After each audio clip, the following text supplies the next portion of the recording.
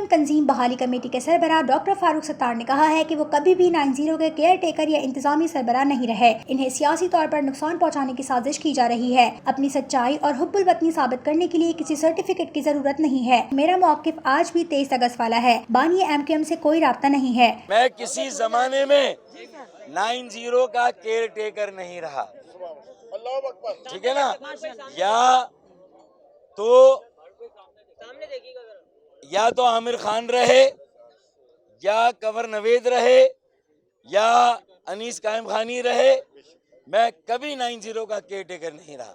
वहाँ कौन कहाँ रहता था, किस कमरे में, हॉस्टल में, मेरा उससे कोई ताल्लुक और वास्ता नहीं था।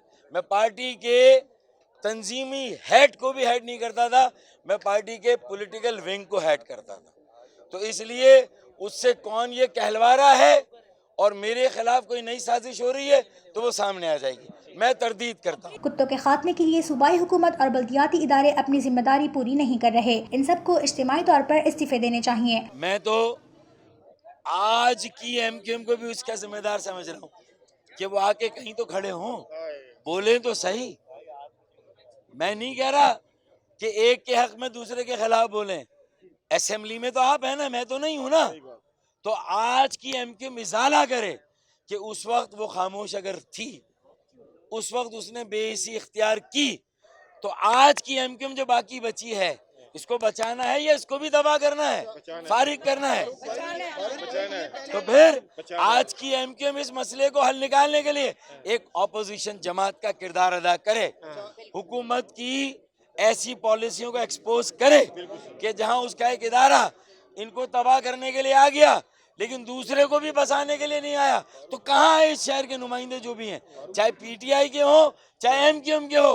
मैं तो सबसे सवाल करता हूँ, एक दूसरे पर इल्जाम डालते हैं, एक दूसरे पर जिम्मेदारी डालते हैं, लेकिन है कहाँ ये सब लोग। सूबाई हुकूमत और बल्दियाती इदारे कुछ नहीं कर रहे। लोग जानवरों से बदतर जिंदगी गुजार रहे हैं। अगर कुत्तों से वोट लेने हैं तो फिर उनके हुकूक का तहफ्फुज करें। जब ये घर बन रहे थे तो उस वक्त केडीए कहाँ पर थी, केडीए के अफसरान कहाँ पर थे, उस वक्त पुलिस वाले कहाँ थे, पुलिस का महकमा और पुलिस के अफसरान कहाँ थे।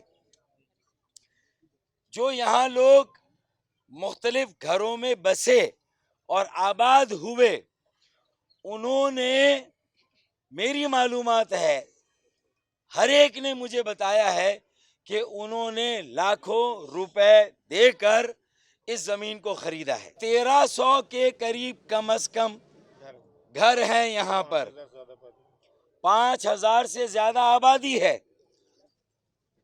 अगर फर्ज कर लें कि उनके घरों और प्लाटों की कानूनी हैसियत पर कोई सवाल है भी,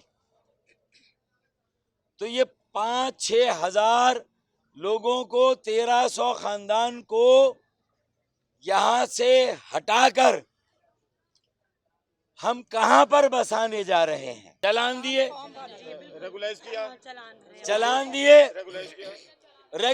किया। तो ये जिन्हें बर्बाद किया जा रहा है ये पाकिस्तान के शहरी हैं, ये इंसान हैं, एक अरसे से यहाँ पर रह रहे हैं।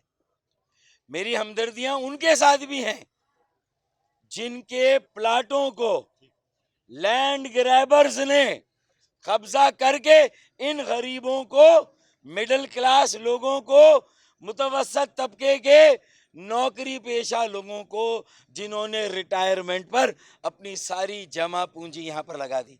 अब बताएं, ये इंसानी मसला नहीं है तो क्या है। इनको आज की लागत के हिसाब से आप पैसे दे दें इनके घरों के, केडीए वाले देना।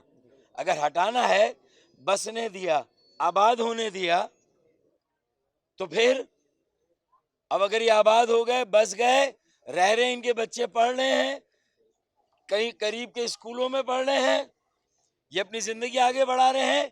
मेरी हमदर्दियां उनके साथ भी है जिनके पास यहाँ के प्लाटों के कागजात हैं या हो सकते हैं, और मेरे इल्म में है काफी फैमिलीज है। अब इनके पास भी तो चालान है, तो ये डबल अलॉटमेंट है ना।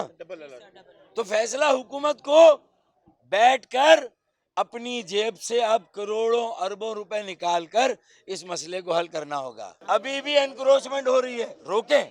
मैं 10 जगह बताता हूँ हुकूमत को, केडीए को, उनकी जमीनों पे आज भी हो रही है, तो कैसे हो रही है फिर ये? और इस तरह फिर वहाँ गरीब आबाद हो जाएंगे और फिर आप उनको निकालेंगे किसी बिल्डर के चक्कर में। ये सारा बिल्डर का खेल है। कल भी लैंड ग्रैबर्स ने खिलवाड़ किया, आज भी लैंड ग्रैबर आपके लिए कर रहा है। मैं आबाद के मेंबरों को नहीं कह रहा, लेकिन जो आबाद के मेंबर नहीं है, जो आजाद हैं, जो जिसे कहते हैं ना कि जो मादर पिदर आजाद है, वो ये कर रहे हैं।